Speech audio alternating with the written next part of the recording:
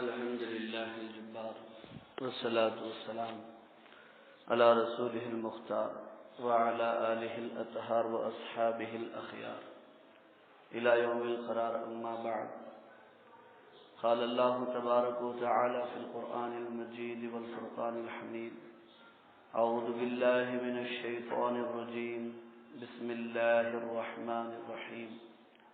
وأيوب إذ نادى ربه أني مسني الضر وأنت أرحم الراحمين. صدق الله العلی العظیم. بزرگان محترم اور برادران عزیز، اللہ رب العالمین کا ہم پر بے پناہ فضل و کرم اور احسان ہوا. اللہ تعالیٰ نے ہمیں مسلمان بنایا اور نبی رحمت محسن انسانیت حضرت محمد مصطفیٰ صلی اللہ علیہ وسلم کی امت میں پیدا فرمایا ہے. اللہ تعالیٰ کی ان گنت نعمتیں ہم پر ہیں. انہی نعمتوں میں سے ایک نعمت یہ بھی ہے کہ آج اللہ رب العالمین نے اپنے دربار میں سب سے پہلے ہمیں حاضری کی توفیق نصیب فرمائی ہے. بزرگوں اور میرے عزیز دوستو، جیسا کہ آپ حضرات اچھی طرح جانتے ہیں کہ گزشتہ 3 جمعوں سے آپ کے سامنے حضرت ایوب علیہ السلام کی سیرت اور ان کا واقعہ اور قصہ قرآن و سنت کی روشنی میں بیان کیا جا رہا ہے.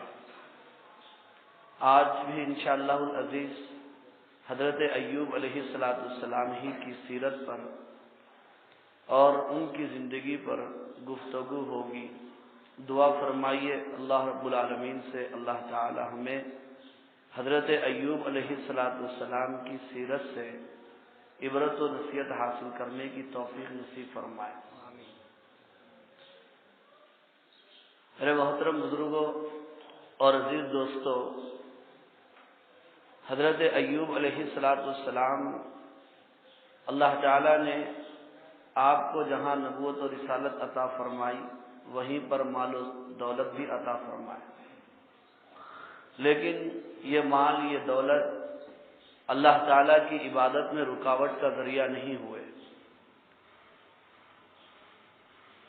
فرشتوں نے حضرت ایوب علیہ السلام کی تعریف کی تو ابلیس کو، شیطان کو حسد ہوا اور اس نے اللہ تعالیٰ سے کہا کہ اے اللہ، آپ نے حضرت ایوب کو سب کچھ دیا ہے، اس لیے وہ آپ کی عبادت کر رہے ہیں. تو اللہ تعالیٰ نے کہا کہ اگر تو آزمانا چاہتا ہے تو آزما لے. اللہ تعالیٰ نے سب سے پہلے اسے تسلط دیا حضرت ایوب علیہ السلام کے جانوروں پر، مویشی پر، پھر اس کے بعد آل و اولاد پر، پھر ان کی ذات پر. ابلیس اپنے چیلوں کے ذریعے سے حضرت ایوب علیہ السلام کے مویشیوں کو، ان کے مال کو اور اسی طرح ان کے خاندان کو تباہ و برباد کر دیا. یہاں تک کہ حضرت ایوب علیہ السلام نے صبر سے کام لیا کہ یہ ساری چیزیں میری نہیں تھی. میں دنیا میں جس وقت آیا تھا تو میرے پاس تو کوئی چیز نہیں تھی، میں برہنہ تھا. اللہ تعالیٰ کی یہ چیزیں اللہ نے لے لیا ہے تو میں اس کے اوپر راضی ہوں، میں اس کے اوپر جو ہے خوش ہوں. تو اس کے بعد ابلیس نے اللہ تعالیٰ سے یہ کہا کہ آپ نے حضرت ایوب کو تندرستی اور صحت عطا فرمائی ہے اور ان کو اطمینان ہے کہ میرے پاس صحت ہے تو یہ چیزیں میں کبھی بھی حاصل کر لوں گا. جان ہے تو جہاں ہے، جان بچی لاکھوں پائے. تو اللہ تعالیٰ نے کہا کہ ٹھیک ہے، ہم تجھے ان کے جسم پر بھی جو ہے تسلط دیتے ہیں، سوائے دل اور زبان کو جو ہے چھوڑ کر ان دونوں چیزوں پر تیرا اختیار نہیں چلے گا. تو ابلیس آیا اور حضرت ایوب علیہ السلام جو ہے عبادت میں محو تھے، سجدہ ریز تھے. آپ کی ناک کے قریب جا کر کے اس نے پھونک ماری، جس کی وجہ سے پورے جسم میں جلن شروع ہو گئی اور جسم میں پھوڑے جو ہے پیدا ہو گئے. اس کے بعد جو ہے کھجلی شروع ہو گئی. آپ نے جو ہے کھجانا شروع کیا تو ناخن آپ کے نکل گئے. پھر اس کے بعد جو ہے آپ نے ٹاٹ کے کپڑوں سے کھجایا تو وہ ٹکڑے جو ہے وہ کپڑے جو ہے ٹکڑے ٹکڑے ہو گئے. یہاں تک کہ تفسیر میں لکھا ہوا ہے اور واقعات میں بیان کیا گیا کہ جو مٹی کے ٹھکریوں کو لے کر کے اپنے جسم کو وہ کھجانے لگے تھے اور جسم سے جو ہے وہ گوشت کے ٹکڑے جو ہے نیچے گرنے لگے. سب تو ختم ہو چکے تھے. ایک بیوی بچی ہوئی تھی جن کا نام رحمت تھا. وہ حضرت ایوب علیہ السلام کی نگہداشت کر رہی تھی, تیمارداری کر رہی تھی اور گھر گھر جا کر کے خدمت کر کے محنت کر کے حضرت ایوب علیہ السلام کو جو ہے کھانا کھلاتی وہ اور جو ہے پانی پلاتی تھی. مگر شیطان تو شیطان ہے, ابلیس تو ابلیس ہے, وہ ہمارا ازلی اور ابدی دشمن ہے. اس نے اللہ تعالیٰ سے وعدہ کیا ہے کہ میں ہی صرف جہنم میں نہیں جاؤں گا بلکہ میں اپنے ساتھ بہت سارے انسانوں کو جہنم میں جو ہے لے جاؤں گا.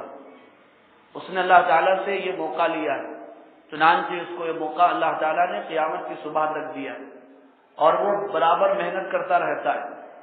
وہ دنیا میں کہاں رہتا ہے؟ پانی کے اوپر رہتا, اور جب شام ہوتی ہے تو وہ اپنا تخت بچھا کر اپنے چیلوں کو بلا کر ان کی کارگزاری لیتا ہے اور سب اپنی کارگزاری جو ہے پیش کرتے. کوئی کہتا ہے کسی کو میں نے شراب پلا دیا, کسی کو میں نالی میں گرا دیا, اور کسی کو میں فلم دکھا دیا, کسی کو جھوٹ بولنے پر مجبور کر دیا. وہ خاموشی سے جو ہے سنتا ہے اور کسی کی پیٹھ نہیں تھپتھپاتا.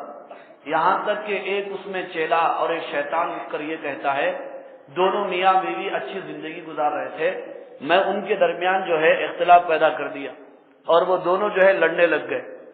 تو ابلیس کو بہت بڑی خوشی ہوتی ہے, وہ اپنی جگہ سے اٹھتا ہے اور اس ابلیس کو, اس شیطان کو بلا کر اپنے گلے سے جو ہے اس کو لگاتا ہے کہ اصل میرے نائب تم ہو, اصل جو ہے تم کام کرنے والے. اس کو شیطان کو یہ بہت بڑا پسندیدہ عمل ہے میاں بیوی کا آپس کا جو ہے اختلاف. کیوں پسندیدہ ہے؟ اس لیے پسندیدہ ہے کہ میاں بیوی کا اختلاف صرف میاں بیوی کا اختلاف نہیں ہے بلکہ بچوں کا اختلاف, بلکہ دو خاندانوں کا اختلاف, بلکہ دو محلوں کا اختلاف, بلکہ دو شہروں کا اختلاف, بلکہ دو ملکوں کا اختلاف بھی ہو سکتا ہے. اگر ایک ملک کے بادشاہ کا بیٹا ہو اور دوسرے ملک کے بادشاہ کی بیٹی ہو تو دونوں ملکوں کے درمیان جنگ بھی جو ہے چھڑ سکتی. تو اس لیے شیطان کو بہت پسندیدہ جو عمل ہے. اب اس سے یہ بات معلوم ہو گئی کہ گھروں کے اندر کتنے صبر و تحمل کے ساتھ میاں اور بیوی کو زندگی جو ہے گزارنا چاہیے. بات بات پر اختلاف اور جھگڑے تک نوبت پہنچ جاتی ہے, وہاں پر یہ سمجھنا کہ یہ شیطان کا عمل ہے اور شیطان کا کچوکا ہے, یہ سمجھ کر کے اپنی بات کو وہیں پر جو ختم کر دینا اور جو صبر و تحمل سے جو ہے کام لینا چاہیے. تو بہرحال شیطان تو شیطان ہے. جب حضرت ایوب علیہ السلام کی بیوی گھر گھر جا کر کے محنت کرتی اور حضرت ایوب علیہ السلام کے لیے کھانے پینے کا انتظام کرتی تو ابلیس کو دیکھا نہیں گیا. وہ لوگوں کے پاس انسانی شکل میں گیا اور جا کر کے یہ کہنے لگا اور یہ بات اس نے پھیلا دی, یہ افواہ اس نے پھیلا دی کہ یہ جو عورت ہے اپنے شوہر کی جو خدمت کر رہی ہے اس کے شوہر کو بہت بڑی بیماری ہے اور اپنے شوہر کو یہ ہاتھ لگاتی ہے, پھر تمہارے گھروں میں آ کر کے کام کرتی ہے, وہ جراثیم تمہارے گھروں کے اندر آئیں گے اور جو اس عورت کے شوہر کی بیماری تم کو بھی جو ہے لگ سکتی ہے. تو لوگوں نے کیا کیا, حضرت رحمت کو کام دینا جو ہے چھوڑ دیا اور یوں کہا کہ تم ہمارے پاس کام کے لیے نہیں آنا, تم یہاں سے نکل جاؤ. نہ صرف تم یہاں سے نکل جاؤ بلکہ اپنے شوہر کو لے کر یا اس بستی سے تم جو ہے نکل جاؤ, ہماری بستی میں تم جو ہے مت رہو. تمہارے شوہر کو بہت بڑی خطرناک جو ہے بیماری ہے, بڑا مرض جو ہے لائق ہے, اس کی وجہ سے ہم تباہ اور برباد ہو سکتے ہیں. وہ خطرناک جراثیم اگر ہمارے اندر سرایت کر گئے تو ہم بھی اس بیماری کا شکار ہو سکتے ہیں, لہذا تم یہاں سے نکل جاؤ. جیسا کہ آج کل بہت سارے لوگ بیماریوں سے اور بیماروں سے کتراتے, حالانکہ ہوتا وہی ہے جو اللہ چاہتے ہیں. ہمارا ایمان اللہ تعالیٰ کی جو ہے ذات پر ہے اور حدیث میں اس کا بھی طریقہ بتایا گیا. اگر کوئی آدمی بیمار آدمی کے ساتھ کھانا کھا رہا ہے اور اس کو اس کی بیماری متعدی ہونے کا اندیشہ ہے اور ڈر ہے تو کیا کرنا چاہیے؟ دعائیں پڑھنا چاہیے. اس کی دعائیں نقل کی گئی، بہت ساری اس کی دعائیں. آدمی بسم اللہ الذی لا یضر مع اسمہ شیء فی الارض ولا فی السماء وہو السمیع العلیم پڑھ لے. کم از کم بسم اللہ وعلی برکت اللہ جو ہے پڑھ لے. لیکن ہو یہ رہا ہے کہ سماج کے اندر، معاشرے میں، بستیوں میں ہوتا یہ ہے، کوئی آدمی اگر بیمار ہے تو اس کی بیماری سے لوگ جو ہے کترانا شروع کر دیتے. اللہ تعالیٰ کے حکم کے بغیر کسی کو کوئی بیماری لگ نہیں سکتی. اب ہم یہ جو ہے بیماری کے جراثیم سے اتنا ڈرتے ہیں. ایک بہت بڑے عالم دین ہیں، آپ ان کا بیان جو ہے اکثر سنتے رہتے ہوں گے، حضرت مولانا قاری حنیف صاحب نابینا تھے پاکستان کے.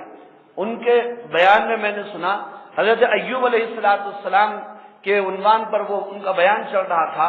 جب یہ بات آئی تو ان کی زبان سے یہ جملے نکلے کہ بھئی بیماری میں جراثیم ہے سمجھ کر بیمار سے ہم ہٹ جاتے ہیں، کیا گناہوں میں جراثیم نہیں ہے؟ زنا میں جراثیم نہیں ہے؟ بدکاری میں جراثیم نہیں ہے؟ جھوٹ میں جراثیم نہیں ہے؟ سود میں جراثیم نہیں ہے؟ کیسے کیسے جو مسلمان گناہ کرتے ہیں، وہ گناہ کے اندر بھی جراثیم ہوتے ہیں جو روحانی اعتبار سے ہم کو جو ہے ختم کر کے رکھ دیتے ہیں. جسمانی بیماری کے جراثیم اگر ہماری جان لیوا ہے تو پھر یہ گناہوں کے جراثیم ہمارے ایمان لیوا ہے. ایمان کو ختم کرنے والے، ہماری روحانیت کو کمزور کرنے والے جو یہ گناہ کے جو جراثیم ہوتے ہیں، اللہ تعالی ہمیں جو ہے سمجھا. آج ہمیں یہ تو سمجھ میں آ گیا کہ جسمانی بیماری ہے تو اس کے جراثیم متعدی ہو سکتے ہیں. ڈاکٹر یہ کہتے ہیں کہ تم حفاظت کرو اور جو ہے قریب مت جاؤ، اپنے منہ کو کپڑا لگاؤ اور جو ہے اپنے ہاتھوں کو جو اچھی طرح سے دھو لو. ڈاکٹروں کا یہ کہنا ہے.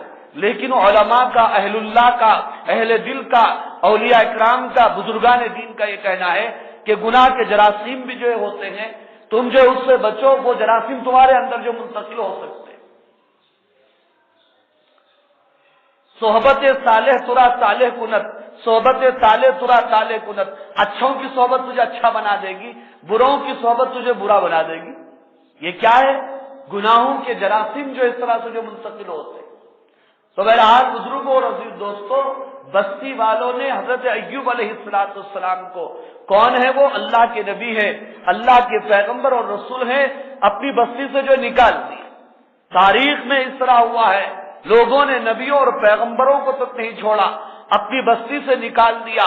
بلکہ ہم بنی اسرائیل کی تاریخ پڑھتے ہیں تو ہمیں تعجب ہوتا ہے اور افسوس ہوتا ہے. نہ صرف انہوں نے نبیوں اور پیغمبروں اور رسولوں کو ستایا اور پریشان کیا، بلکہ نبیوں اور رسولوں کو انہوں نے قتل تک جو کر دیا. اللہ تعالی ہماری جو حفاظت فرمائے. خود ہمارے نبی صلی اللہ علیہ وسلم کو لوگوں نے کیسے کیسے پریشان کیے اور کیسا کیسا آپ کے اوپر جو الزام لگایا. کبھی جو مجنون کہا، کبھی جو ساحر کہا، کبھی کچھ کہا. جب بات کسی سے نہیں بنی تو آپ صلی اللہ علیہ وسلم کو قتل کرنے کے در پہ ہو گئے. پہلے تو دشمنوں کو بھیجا گیا، تلواروں سے جو آپ کو قتل کرنے کی کوشش کی گئی. جب اس سے بھی بات نہیں بنی تو آپ کے کھانے میں زہر ملا دیا گیا. یہودیوں نے آپ صلی اللہ علیہ وسلم کے کھانے میں گوشت میں زہر ملا دیا تھا. یہ الگ بات ہے، اللہ تعالیٰ نے حفاظت فرمائی اور گوشت نے خود کہا اے اللہ کے رسول میرے اندر زہر ملا ہوا ہے، اور آپ نے وہ لقمہ باہر ڈال دیا. جب اس سے بھی بات نہیں ہوئی تو یہودیوں نے آپ صلی اللہ علیہ وسلم کے بال لے کر کے جو جادو کر دیا اور ان بالوں کو ایک کنویں کے اندر جو دفن کر دیا تھا. یہ الگ بات ہے کہ اللہ تعالیٰ نے جو حفاظت فرمائی اور آخری 2 صورتیں اسی سلسلے میں نازل فرمائی اور انہی صورتوں کی برکت سے آپ صلی اللہ علیہ وسلم کا جادو جو ہے ختم ہو گیا. تو لوگوں نے نبیوں کو تک نہیں چھوڑا. پھر میرا اور آپ کا کیا معاملہ ہے؟ ہم دین کا کام کرتے ہیں، دینی کام کرتے ہیں تو تھوڑی تھوڑی معمولی باتوں پر ہمت ہار جاتے ہیں کہ بھئی فلاں آدمی ایسا بول رہا تھا، فلاں ایسا کہہ رہا تھا، میرے سے نہیں ہو سکتا، بہت کر کے میں دیکھ لیا، اس لیے میں جو خاموش ہوں. ہم اس طرح کہتے ہیں. لیکن نبیوں کی سیرت کو، نبیوں کی زندگی کو دیکھو کہ کس طرح نبیوں اور پیغمبروں نے استقامت کا مظاہرہ کیا اور لوگوں کی تکلیفوں کو اور ان کے ستانے کو برداشت کیا، تو اللہ تعالیٰ کی مدد اور نصرت بھی نبیوں کے اوپر ویسے آئی۔ بستی والوں نے حضرت ایوب علیہ السلام کی بیوی سے یہ کہا کہ تم ہماری بستی سے نکل جاؤ اور اپنے شوہر کو لے کر یہاں سے نکل جاؤ۔ اب وہ بیچاری اکیلی عورت اپنے شوہر کو کس طرح اٹھا سکتی اور کس طرح جو ہے اپنی بستی سے وہ باہر لے جا سکتی تھی؟ پریشان ہو گئی، میں اکیلی ہوں، کیا کروں؟ اتنے میں اللہ تعالیٰ نے فرشتوں کو بھیج دیا جو انسانی شکل میں حضرت ایوب علیہ السلام کی بیوی کے پاس آئے اور آ کر یوں کہا کہ تم حضرت ایوب علیہ السلام کو اپنے ہاتھوں سے جو اٹھاؤ اور یہ پڑھ کر اٹھاؤ، لا حول ولا قوت الا باللہ۔ اس کلمے میں بہت بڑی طاقت ہے، اور یہی کلمہ کیا، ہر کلمہ اگر آدمی اس کو یقین کے ساتھ پڑھے تو بے پناہ طاقت ہوتی، چاہے وہ لا الہ الا اللہ ہو، چاہے وہ اللہ اکبر ہو، چاہے وہ صرف بسم اللہ ہو، عقیدے کی، ایمان کی، یقین کی بات ہے۔ چنانچہ حضرت ایوب علیہ السلام کی بیوی نے لا حول ولا قوت الا باللہ پڑھتے ہوئے حضرت ایوب علیہ السلام کو اٹھایا، تو وہ طاقت، وہ قوت اللہ نے عطا فرمائی کہ وہ آسانی کے ساتھ حضرت ایوب علیہ السلام کو اپنی بستی سے جو لے کر باہر نکل گئی اور بستی کے باہر لے جا کر کے اپنے شوہر حضرت ایوب علیہ السلام کو وہیں پر جو رکھا۔ مگر آپ دیکھیے حضرت ایوب علیہ السلام کا صبر اور ان کی قوت برداشت، ان کی زبان سے کبھی کوئی حرف شکایت نہیں نکلا اور انہوں نے گلہ اور شکوہ نہیں کیا، بلکہ برابر ان کی زبان اور دل اللہ کی یاد میں مصروف رہتے، زبان سے اللہ تعالیٰ کا جو ذکر کرتے رہتے اور دل میں اللہ تعالیٰ کو جو یاد کرتے رہتے۔ ایسا انہوں نے جو صبر کیا، اور یہ امتحان مسلسل حضرت ایوب علیہ السلام کا بڑھتا ہی چلا گیا۔ آپ نے اس سے پہلے سنا کہ حضرت ایوب علیہ السلام پر صرف 3 آدمی ایمان لائے تھے، جو دوسرے ان کے خاندان کے علاوہ تھے۔ کتنے لوگ ایمان لائے تھے؟ صرف 3 آدمی ایمان لائے تھے۔ ایک کا نام اس میں سے الیقین تھا، دوسرے کا نام یلید تھا اور تیسرے کا نام صابر تھا۔ اور یہ تینوں جو ایمان لائے تھے، حضرت ایوب علیہ السلام جب بیمار ہوئے، بجائے ساتھ دینے کا انہوں نے ساتھ چھوڑ دیا۔ یہ بھی حضرت ایوب علیہ السلام کا ایک امتحان تھا۔ اور کریلا نیم چڑھا یہ ہوا کہ جب حضرت ایوب علیہ السلام کو بستی والوں نے بستی سے باہر نکال دیا اور ایوب علیہ السلام بیماری میں مبتلا ہو گئے، تو کئی دنوں کے بعد کوئی تیمارداری کرنے کے لیے نہیں آیا، یہ تینوں آئے آپ سے ملاقات کرنے کے لیے۔ لیکن یہ تینوں جو آئے آپ سے ملاقات کرنے کے لیے، تو آپ کو تسلی دینے کے بجائے انہوں نے ایسے جملے کہے جس کی وجہ سے آپ کو تکلیف ہو گئی۔ بیمار آدمی کے پاس اگر گئے تو کیسا جانا؟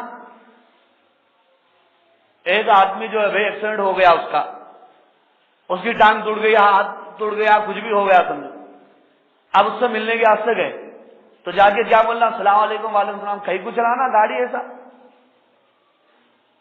سمجھ میں نہیں آتا۔ میں پہلے بولتا تھا، اس کو سنتا اتنے بڑا چلایا، اس کا نتیجہ یہ اس کی ٹانگ ٹوٹ گئی۔ یہ ہے تیمارداری کا طریقہ؟ نہیں، بلکہ اس کو تسلی دینا چاہیے کہ اس میں اللہ تعالیٰ کی حکمت ہے، اس میں اللہ تعالیٰ کی مصلحت ہے، اور تمہارا امتحان ہے، اس کے اندر تم صبر کرو، اللہ تعالیٰ ثواب عطا فرمائے۔ بلکہ یوں کہنا چاہیے کہ اللہ کا احسان ہے، تم بچ گئے، تمہاری جان تو نہیں چلی گئی، چھوٹی بلا پر بلا ختم ہو گئی، چلو بلا چلی گئی، ایسا جو تسلی دینا چاہیے۔ مگر افسوس اس بات کا ہے کہ آج ہمارے درمیان تیمارداری کرنے کی عادت ہی ختم ہو گئی. تیمارداری کرنا، بیمار کو جا کر کے جو پوچھنا اور جو اس کو تسلی دینا، یہ بہت بڑا ثواب رکھتا ہے. حدیث میں آتا ہے، اللہ کے نبی صلی اللہ علیہ وسلم نے بیان فرمایا، جو آدمی صبح میں کسی مریض کے پاس، بیمار کے پاس جا کر اس کی تیمارداری کرتا ہے، مزاج پرسی کرتا ہے، اس کو تسلی دیتا ہے، شام تک اس کے لیے 70,000 فرشتے مغفرت کی دعا فرماتے تھے. اور کوئی آدمی شام میں جا کر کسی بیمار کی عیادت کرتا ہے اور اس کو تسلی دیتا ہے اور تسلی آمیز کلمات اس سے کہتا ہے، تو صبح تک 70,000 فرشتے اس کے لیے دعائے مغفرت فرماتے ہیں. اور ایک حدیث میں یوں آیا، قیامت کے دن اللہ تبارک و تعالی ایک بندے کو بلائیں گے اور اس سے کہیں گے کہ میں بیمار ہو گیا تھا اور تو مجھے پوچھنے کے لیے نہیں آیا.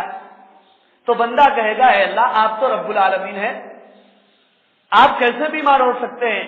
تو اللہ تعالیٰ کہتے ہیں کہ میرا فلاں مومن بندہ بیمار ہو گیا تھا، تو اس کو پوچھنے کے لیے نہیں گیا، اگر تو اس کو پوچھنے کے لیے جاتا تو اس کے پاس مجھے پاتا.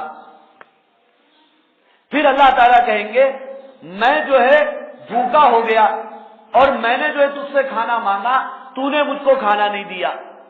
تو بندہ کہے گا، اے اللہ، آپ تو رب العالمین ہے، سب کو کھلانے اور پلانے والے، سب کو روزی دینے والے، خالق اور مالک آپ ہی ہیں، آپ کو کھانے کی کیا ضرورت؟ آپ نے مجھ سے کھانا کب مانگا؟ تو اللہ تعالیٰ کہتے ہیں کہ میرا فلاں مومن بندہ بھوکا تھا اور کھانے کے لیے تڑپ رہا تھا، غریب تھا، تنگست تھا، اگر تو اس کو کھلاتا، اس کے پاس جاتا تو تو مجھ کو اس کے پاس جو ہے پاتا. پھر اللہ تعالیٰ کہتے ہیں کہ میں نے تجھ سے پانی مانگا، میں پیاسا تھا، تو نے مجھ کو پانی نہیں دیا. بندہ کہے گا، اے اللہ، آپ پیاسے کب ہوتے ہیں؟ آپ تو سب کی پیاس بجھانے والے، بھوک سے، پیاس سے، بیماری سے آپ پاک ہیں. تو اللہ تعالیٰ کہتے ہیں کہ میرا فلاں مومن بندہ پیاسا تھا، پانی کے لیے تڑپ رہا تھا، اور تجھے یہ بات معلوم تھی، تو نے جو ہے اس کو پانی نہیں پلایا، اگر تو اس کو پلاتا تو اس کے پاس جو ہے مجھے جو ہے پاتا. اتنا بڑا ثواب ہے تیمارداری کا، مزاج پرسی کا. حدیث میں یوں کہا گیا، تم زمین والوں پر رحم کرو، آسمان والا تم پر رحم کرے گا. حدیث میں یوں کہا گیا، الخلق عیال اللہ، او کما قال، کہ پوری مخلوق اللہ تعالیٰ کا کنبہ ہے. تم ان کی خدمت کرو گے تو اللہ تعالیٰ تم پر جو ہے رحم کریں گے. مگر آج میرا اور آپ کا عالم یہ ہے، حال یہ ہے کہ صاحب مجھ سے جو پوچھیں گا میں اس کو پوچھوں گا، جو مجھے سلام کرے گا میں اس کو سلام کروں گا، جو میری دعوت میں آئے گا میں اس کی دعوت میں جاؤں گا، جو میری شادی میں آئے گا میں اس کی شادی میں جاؤں گا، جو مجھے تحفہ دے گا میں اس کو ہی تحفہ دوں گا، اس کے علاوہ کسی کو تحفہ نہیں دوں گا. یہ تحفہ نہیں ہے، یہ قرضہ ہے، یہ قرضہ. اور جو مجھے پوچھنے آیا تھا جب میں بیمار تھا تو میں اس کو جو پوچھوں گا، اگر معلوم بھی ہو گیا سمجھو فلاں صاحب جو بیمار ہے، کہتے فالج کا اثر ہو گیا، کہتے وہ کہتے یہ کہتے، اب دماغ فوراً جو ہے دماغ میں شیطان مار ڈالتا، اڑتے قدم بھی رک جاتے، ارے کیسا نہیں آ سکتا، فلاں وقت میں بیمار ہو گیا تھا، وہ بیٹے کو معلوم بھی تھا، پوچھنے نہیں آیا تھا، اب میں جاتا ہوں ویسے گھٹ گھٹ کے برندے بیٹھا. اگر دوسرے بھی جا رہے تو روکتے ہیں، کچھ بھی نہیں ہوا بیٹا، چپ جو وہ کرتا ہے جو ہے نخرے کرتا بیٹا، ایکٹنگ کرتا اور نہ کوئی چھو بیٹھ تو تیرے کیا معلوم ہے بہت ایکٹنگ آیا بیٹے کر. آج ہم مسلمانوں کا یہ عالم، یہ حال ہو چکا ہے. اللہ تعالی ہماری جو حفاظت فرمائے. خاص طور پر یہ بیماری عورتوں کے اندر زیادہ ہو چکی. بیمار کوئی ہو گئے پوچھنے کے لیے نہیں آتے، میں بیمار ہو گئی تھی انہیں پوچھنے کے لیے آئی تھی کیا میں کہیں پوچھاؤں؟ ہم دعوت دیے تھے انہوں آئے تھے کیا ہم کہیں پوچھانا؟ ہماری شادی میں آ کے خالی گئے، کچھ تو بھی رکھے ہاتھوں میں، ہم کہیں کو رکھنا ہوا. یہ حال ہے. یہ انتقام کی آگ مسلمان کے سینے میں بھڑک رہی ہے اور یہ ہمارے جذبے ہو چکے، یہ ہمارا کردار ہو چکا، یہ ہمارے اخلاق ہو چکے، بتائیے کہ پھر دنیا میں ہم اسلام کا خواب اور اسی طرح مسلمانوں کی حکومتوں کا خواب ہم کیسے دیکھ سکتے؟ بزرگوں اور عزیز دوستوں، وہ تینوں شخص جو حضرت ایوب علیہ السلام پر ایمان لائے تھے، کافی دنوں کے بعد شہر کے باہر حضرت ایوب علیہ السلام سے ملاقات کرنے کے لیے آئے، بجائے حضرت ایوب علیہ السلام کو تسلی دینے کا اور آپ کو اطمینان دلانے کا، ان کی زبانوں سے یہ جملہ نکلا کہ حضرت ایوب علیہ السلام سے پتہ نہیں کہ کوئی گناہ ہو چکا ہو، کوئی نافرمانی ہو چکی ہے، جس کی بنیاد پر حضرت ایوب اتنے بیمار ہو چکے۔ وہ آنے والے بھی جو یہ کہہ کر چلے، مگر حضرت ایوب علیہ السلام کی زبان سے اس وقت بھی کوئی جملہ نہیں نکلا۔ انہوں نے بس یہ کہا، الہی آپ جانتے ہیں کہ میرے اوپر یہ مصیبتیں کیوں آ رہی ہیں، یہ پریشانیاں کیوں آ رہی ہیں، اے رب العالمین میں آپ کے فیصلے پر راضی ہوں اور خوش ہوں۔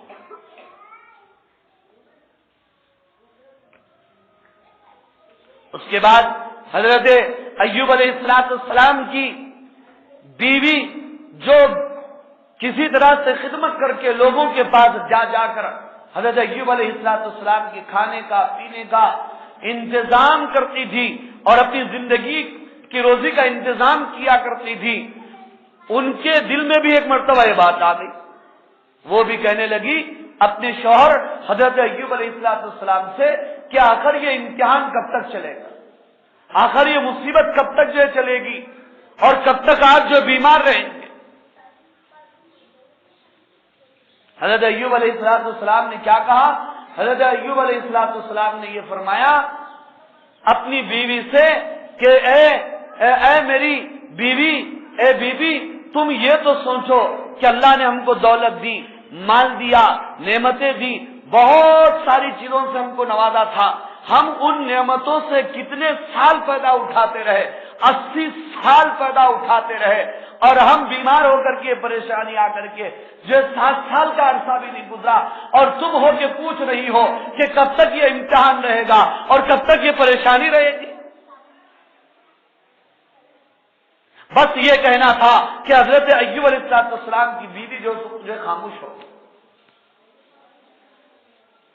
اور ابلیس برابر طاق میں تھا کہ کب حضرت ایوب علیہ السلام کی زبان مبارک سے کوئی حرف شکایت نکل جائے اور کوئی گلا اور شکوہ والا جملہ اور بات جو نکل جائے۔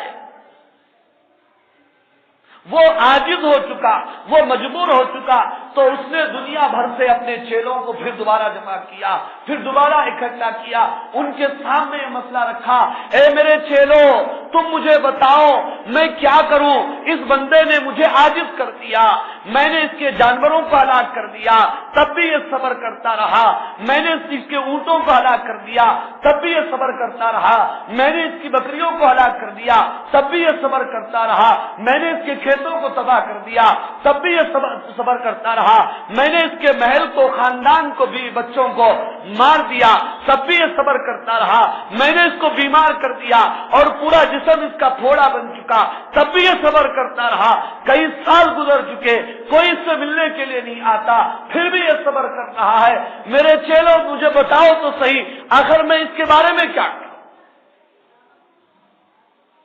چیلے جو ہوتے ہیں چمچے جو ہوتے نہیں ہوتے، چیلے اور چمچے بڑے خطرناک مشرب ہیں۔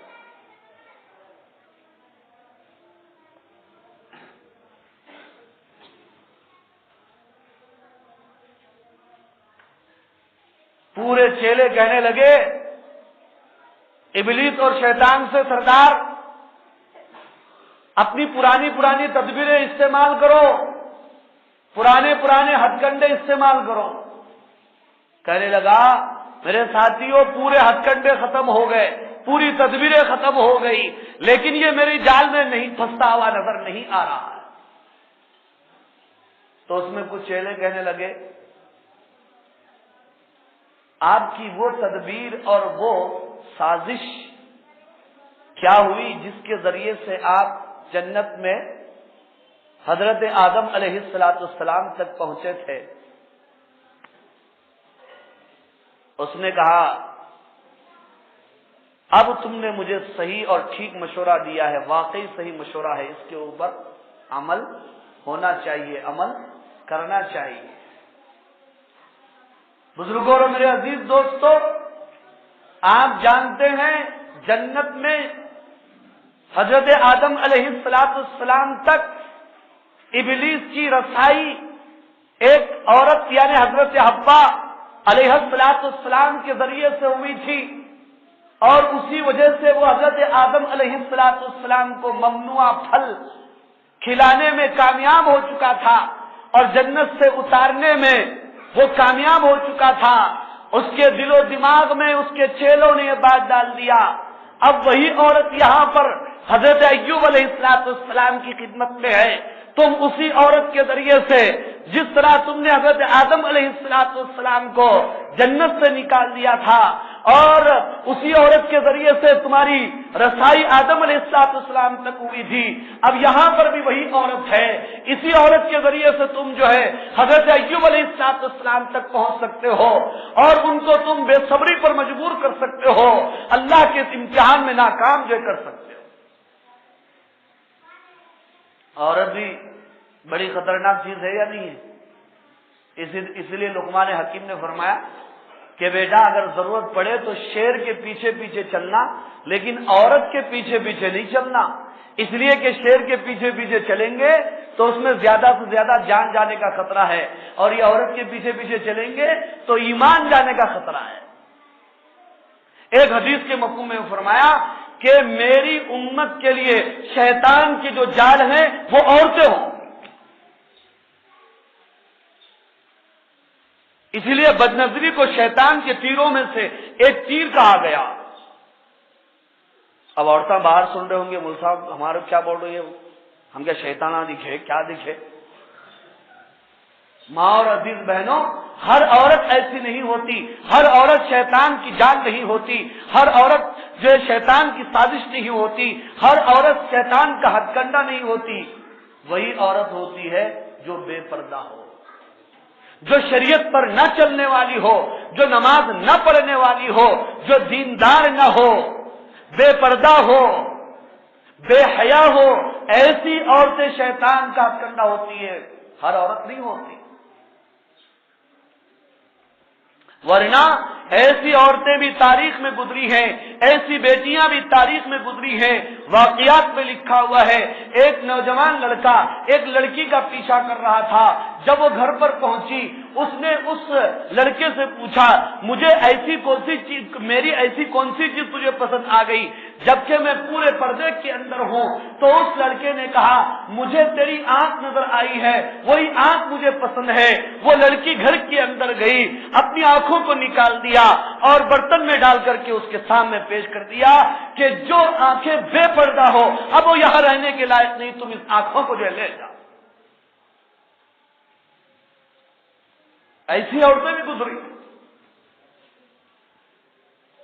اب ابلیس کو، شیطان کو وہ بات جو ہے سمجھ میں آ گئی، اس نے کہا کہ ٹھیک ہے اب میں جو ہے حملہ کروں گا حضرت ایوب علیہ السلام پر، بی بی رحمت کے ذریعے سے جو ان کی بیوی تھی اور ان کی خدمت میں ان کی تیمارداری میں رہنے والی، اور کئی طریقے اس نے استعمال کیا۔ سب سے پہلے تو ایک خیر خواہ ہمدرد انسان بن کر سامنے آیا، کہنے لگا بی بی تمہارے شوہر کا حال کیا ہے؟ اب وہ تو عورت ہی تھی، کہنے لگی میں اپنے شوہر کے بارے میں کیا کہوں، وہ بڑے بیمار ہیں، سالوں سے جو ہے بیمار ہے، کچھ سمجھ میں نہیں آتا، امتحان ہمارا کب تک یہ چلے گا، کب تک یہ ہوگا، بس ایسے جملے نکلے تو شیطان کو امید پیدا ہو گئی کہ اونٹ پہاڑ کے نیچے آ رہا ہے، اب مجھے تو حملہ کرنا چاہیے۔ تو وہ کہنے لگا کہ بی بی میں صرف ایک بات بتاتا ہوں، اگر وہ تمہارا شوہر کر لے گا تو تمہارا شوہر بالکل اچھا ہو جائے گا، وہ یہ ہے کہ تم اپنے شوہر سے جا کر کے کہو کہ وہ غیر اللہ کے نام پر ایک جانور ذبح کر دے۔ اٹھاؤ تفسیر مظہری اور کھول کر کے دیکھو، پرانی تفسیر ہے، مفسرین نے یہ واقعہ اس کے اندر لکھا ہوا ہے۔ وہ سوچنے پر مجبور ہو گئی تو ایک ڈاکٹر اور ایک حکیم کی شکل میں سامنے آیا اور کہنے لگا تم اپنے شوہر سے کم از کم اتنا کہہ دو کہ وہ بغیر بسم اللہ کے کھانا کھائے تو وہ جو ہے ان کو تندرستی حاصل ہو جائے۔ پھر ایک شکل میں آ کر کہنے لگا کہ اتنا نہیں ہو سکتا تو کوئی بات نہیں، تم اپنے شوہر سے یہ کہو کہ جب ان کو صحت ملے گی تو صرف وہ اتنا کہیں کہ مجھے جو ہے صحت جو ہے فلاں نے دیا ہے۔ جب وہ کئی طریقے سے آیا اور کئی روپ میں آیا اور بی بی رحمت پر اس نے ہمدرد اور خیر خواہ کی شکل ظاہر کی، عورت تو عورت ہوتی، اب وہ بھی سوچنے میں مجبور ہو گئی۔ بزرگان محترم اور برادران عزیز، آپ نے اس واقعے سے کیا سمجھا؟ آج کے معاشرے میں، آج کی سوسائٹی میں، آج کے ماحول میں بیماریوں کے سلسلے میں، مصیبتوں اور پریشانیوں کے بارے میں اندھا دھن اپنے ایمان اسلام کو دیکھے بغیر ہم ہر چیز کرنے کے لیے آمادہ ہو جاتے ہیں، تیار ہو جاتے ہیں۔ یہ نہیں دیکھتے کہ اس میں میرا ایمان رہے گا یا جائے گا، میرا ایمان ختم ہو جائے گا، یہ نہیں سوچتے۔ بس جو بتایا گیا ان چیزوں کے اوپر عورتوں کو پہلے یقین آتا ہے اور بعد میں مردوں کو یقین آتا ہے۔ مرد تو پہلے ماننے کے لیے تیار نہیں ہوتے، مگر عورتیں آہستہ آہستہ آہستہ آہستہ کر کے منوا لیتی ہیں۔ ایک عورت بولی، دو عورت بولی، تین عورت بھی، خاندان کے پورے جمع ہو جاتے۔ نہیں بابا کرنا نہیں معلوم، پہلے تھا ایسا کرنا، کرو، اور وہ بکری کے بچے کا جیسا حال ہو جاتا ہے۔ ایک آدمی بکری کا بچہ بازار سے لے کے نکلا، تین آدمی اس کے اوپر ٹوپی ڈالنا بول کے سوچے کیسا ڈالنا، ایک جنا یہاں ٹھہرا، ایک جنا تھوڑی دور پہ، اور ایک جنا اور تھوڑی دور پہ ٹھہرا۔ انہیں بکری کا بچہ لے کے آ رہا، انہیں پہلے جنا السلام علیکم چچا کہاں جا رہی ہوں؟ کبھی نہیں گھر کو جا رہا ہوں۔ یہ کیا ہے؟ بکری کا بچہ ہے، بازار سے لا رہا ہوں۔ ہاں بکری کا ہے کتے کا ہے؟ بڑے میاں بولے پاگل ہو گیا کیا؟ بازار سے خرید کے آ رہا ہوں، بکری کا بچہ دکھ رہا نہیں تیرے کو؟ دو کانا ہے، سب دم ہے، کیا ہے کہ وہاں میرے کو تو نہیں سمجھ آ رہا، میرے کو کتے کا بچہ دکھ رہا۔ دوسرا آدمی ملا اور السلام علیکم، وعلیکم السلام چچا کیا ہے؟ یہ کتے کا بچہ لے کے کیا جا رہے؟ ہولا ہے کیا؟ بکری کا بچہ ہے۔ پھر جو ہے تیسرا آدمی مل کے بولا کیا ہے صاحب یہ کتے کا بچہ لے کے کہیں کو پھر رہے تم؟ اب تھوڑی دیر کے واسطے کیا ہوا؟ نہیں میاں یہ بکری کا بچہ ہے، کتے کا بچہ نہیں ہو۔ تینوں چلے گئے، تھوڑی دور کے بعد جانے کے بعد ایک آدمی بول تو کیا ہے کیا، تین آدمیاں جو ہے بول رہی ہے کتے کا بچہ ہے، کیا تینوں آدمیاں بالکل جھوٹ کیسا بول سکتی؟ لہٰذا بڑے میاں کیا کرے، ہلو چھوڑ دی، لوگ کیا بولیں گے خاندان والے، کتے کا بچہ، غلط فہمی ہو گئی ان کی بڑی، انہوں تینوں مل کے لے کے چلے۔ اب یہاں ایک عورت، دو عورت، تین عورتیں آگے بول ایسا کرنا، ادھر بس کرنا کرنا بول تو بس کرنا۔ ارے شریعت کو نہیں دیکھے، ایمان کو نہیں دیکھے، اسلام کو نہیں دیکھے، قرآن کو نہیں دیکھے اور آقا صلی اللہ علیہ وسلم کی سنت کو نہیں دیکھے، پھر اپنی مصیبتوں کو دور کرنے چلے۔ ہماری ہر پریشانی کا حل ایمان میں، شریعت میں، نماز میں اور اتباع سنت میں ہے، بعد میں بات کی چیز۔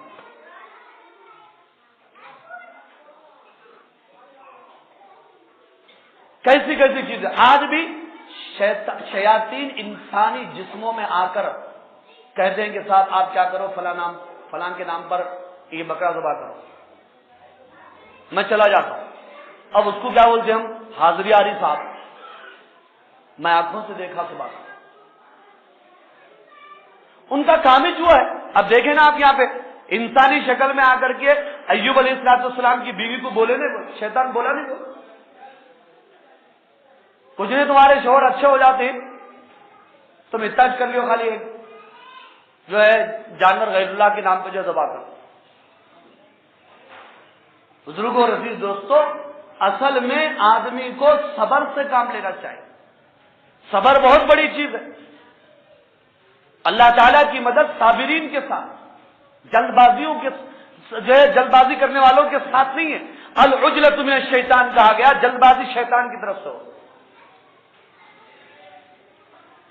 وَاسْتَعِينُوا بِالصَّبْرِ وَالصَّلَاةِ، اے ایمان والو تم اللہ تعالیٰ سے مدد طلب کرو صبر کے ذریعے سے اور نماز کے ذریعے.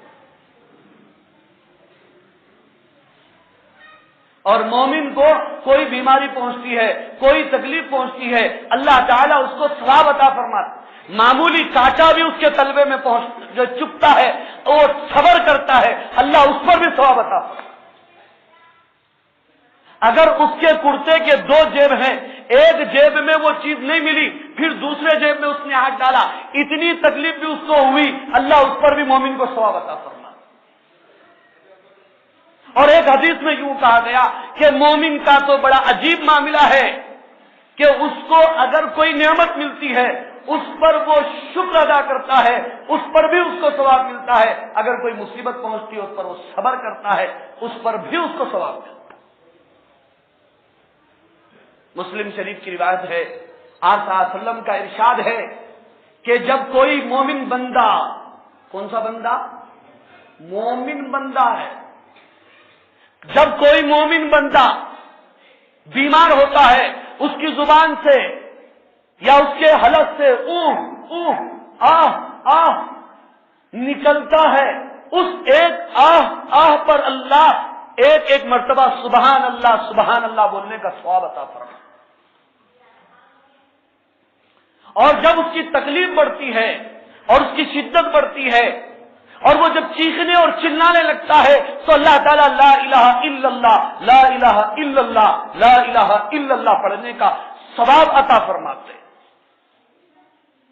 اور جب اس کی تکلیف بڑھتی ہے، اب وہ چلنے پھرنے کے قابل نہیں ہوتا، لیٹ جاتا ہے، تو اللہ فرشتوں کو کہتے ہیں کہ جب تک یہ لیٹا ہوا ہے اس وقت تک اس کے نامہ اعمال میں تم صدقات کرنے کا ثواب لکھو، صدقہ کرنے کا ثواب لکھو. اور جب تکلیف بڑھتی ہے وہ کروٹیں بدلنے لگتا ہے، تو اس وقت اللہ تعالیٰ فرشتوں سے کہتے ہیں کہ اس کے ہر کروٹ پر ایسا ثواب لکھو جیسا کہ کوئی مرد مجاہد جنگ کے میدان میں پلٹ کر دشمنوں پر حملہ کر رہا ہو، ویسا ثواب اس بیمار کے جو ہے کھاتے میں تم. لیکن ہم صبر کرنے کے لیے کوئی تیار ہی نہیں. بلکہ صحابہ اکرام رضوان اللہ تعالی علیہم اجمعین کے واقعات میں ایسے عجیب و غریب واقعات لکھے ہیں کہ وہ مصیبتیں نہ آنے پر پریشان ہو جاتے تھے، بیماریاں نہ آنے پر پریشان ہو جاتے تھے. کیا بات ہے، کوئی بیماری نہیں، کوئی مصیبت نہیں آئی، ہم اللہ کے محبوب ہیں یا نہیں ہے، پسندیدہ ہیں یا نہیں. اس لیے کہ بیماری، پریشانی اور مصیبت تو اللہ تعالیٰ کے محبوب بندوں پر آتی. ایک عجیب واقعہ لکھا ہوا ہے. ایک صحابیہ، وہ بڑی خوبرو تھی، حسن و جمال والی تھی. ان کی شادی جو ہے ایک صحابی سے ہوئی. وہ صحابی بڑے امیر تھے.